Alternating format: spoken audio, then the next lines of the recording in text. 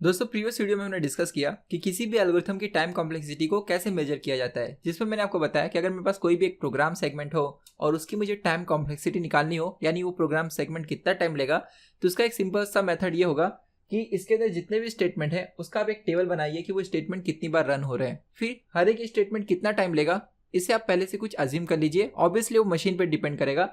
तो इस तरह हमने हर एक स्टेटमेंट के लिए टोटल कितना टाइम लगेगा इसे कैलकुलेट किया था और फिर सारे टाइम को सम किया था। यहाँ पर दोस्तों T1, T2, T3, T4 जो है ये मशीन डिपेंडेंट टर्म है। जैसे यहाँ पर मैंने अज्यूम किया था कि s इक्वल टू 0 यानी असाइनमेंट के लिए T1 टाइम लग रहा है, तो अब ये T1 टाइम किस पे डिपेंड करेगा कि आप किस मशीन पर रन कर रहे हैं। अगर आपकी मशीन फास्ट है, फॉर एग्जांपल मैंने कहा था i5 प्रोसेसर है और Core 2 Duo प्रोसेसर है, तो ऑब्वियसली i5 वाले प्रोसेसर पे आपको कम टाइम लग सकता है। और ये इसके ऊपर भी डिपेंड करेगा कि किस सॉफ्टवेयर पे आप रन करा रहे हैं। तो सॉफ्टवेयर और हार्डवेयर दोनों चीजों पे ये T1, T2, T3, T4 depend करेगा।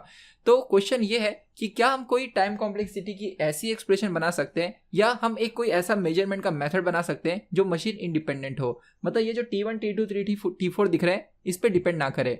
दोस्तों यहाँ पर आपको एक और चीज समझना होगा कि जब भी हम किसी एल्गोरिथम के टाइम कॉम्प्लेक्सिटी की बात करते हैं तो हमेशा हम ज्यादातर वर्स्ट सिनेरियो में इंटरेस्टेड रहते हैं।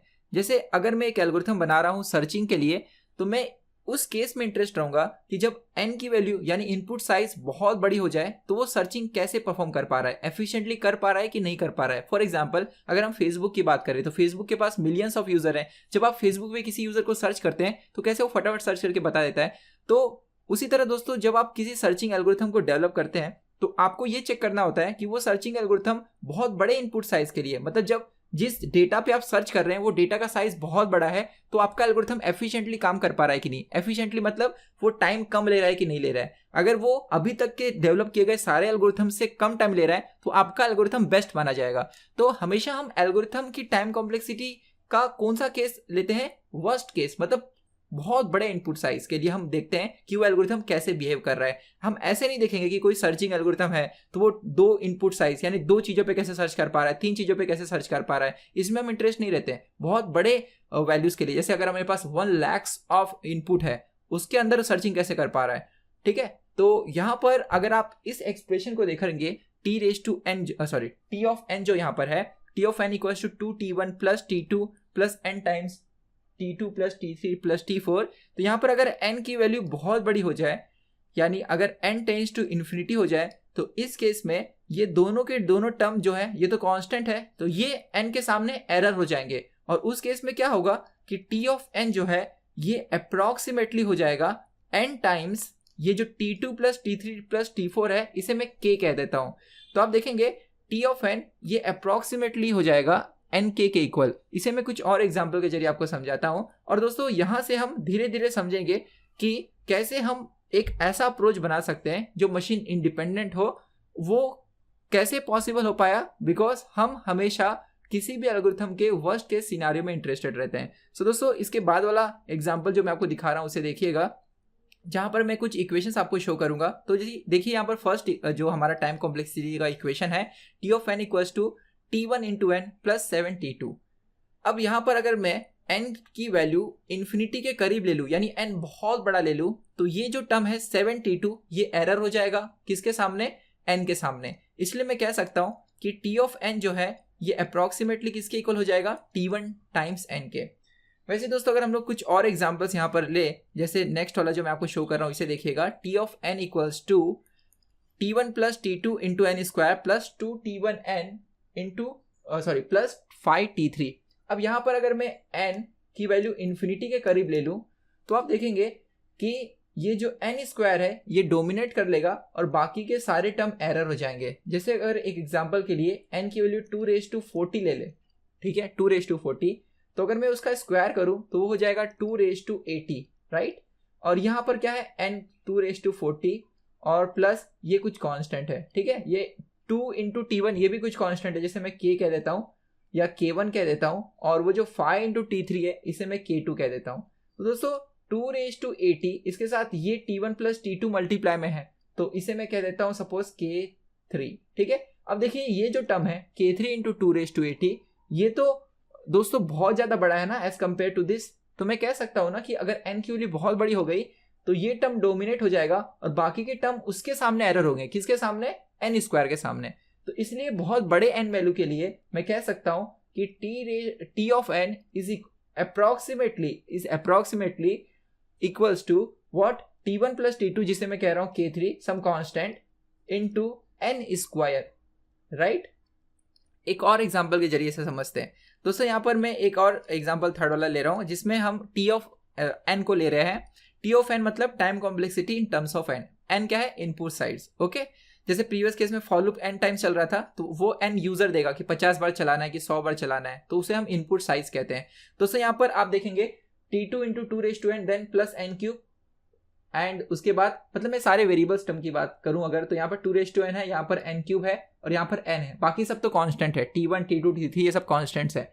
दोस्तों अगर हम n की बहुत बड़ी वैल्यू पुट करें ना, तो आप कैलसी में पुट करके देखिएगा, n जैसे जैसे इंक्रीज करेंगे ना, वैसे वैसे ये टर्म बाकी सबको डोमिनेट कर लेगा, मतलब बाकी के सारे टर्म इसके सामने एरर हो जाएंगे। तो इसलिए n की बहुत अगर बड़ी वैल्यू ले हम लोग, तो T ऑफ n जो है उसमें से ये टर्म डोमिनेट कर लेगा और बाकी सब उसके सामने एरर रहेंगे। वो कुछ इस तरह जैसे आप 1 लाख रुपए में 1 रुपया ऐड कर रहे हो, वैसा कुछ लगेगा, ठीक है। तो आप बहुत बड़ी वैल्यू पुट करके देखो, आपको खुद ही पता चलेगा ये सारे के सारे एरर हो जाएंगे। जैसे यहाँ पर दोस्तों 2:80 के सामने 2:40 तो एरर है। अब बोलेंगे नहीं सर 2:40 तो बहुत बड़ी वैल्यू है ना। बहुत बड़ी दोस्तों है, बिल्कुल सही है, लेकिन वो किसके सामने कंपेयर कर रहे हो वो देखना बहुत जरूरी है। आप 2:80 के सामने कंपेयर कर रहे हो, 2:80 2:40 टाइम्स बड़ा है किससे? 2:40 से, करेक्ट। तो यहाँ पर दोस्तों उसी तरह यहाँ पर जब आप n टेंस टू इन्फिनिटी लेंगे, मतलब n की बहुत बड़ी वैल्यू लेंगे, तो जो t ऑफ n है ये हो जाएगा T2 टाइम्स 2:n।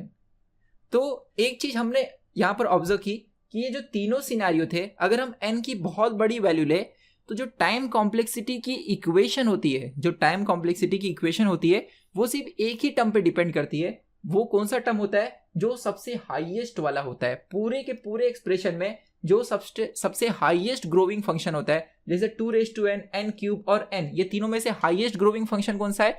मतलब जिसका ग्राफ आप प्लॉट करोगे, तो जो सबसे हाईएस्ट ग्रो हो रहा है, जिसका रेट ऑफ ग्रोथ सबसे ज्यादा है। आई थिंक आप इस चीज को समझ रहे हो दोस्तों। अगर आप n प्लॉट करोगे y इक्वल्स टू n, या यहाँ पर जो n है उसे x एक्सिस पे ले लो और y को वर्टिकल ले लो, तो ये एक स्ट्रेट लाइन होगा y इक्वल्स टू n, ठीक है, पासिंग थ्रू ओरिजिन। वैसे अगर आप n क्यूब प्लॉट करोगे तो आपको एक पॉलिनोमियल ग्राफ मिलेगा। 2:n प्लॉट करोगे तो एक्सपोनेंशियल ग्राफ मिलेगा। एक्सपोनेंशियल ग्राफ का ग्रोथ ज्यादा होता है।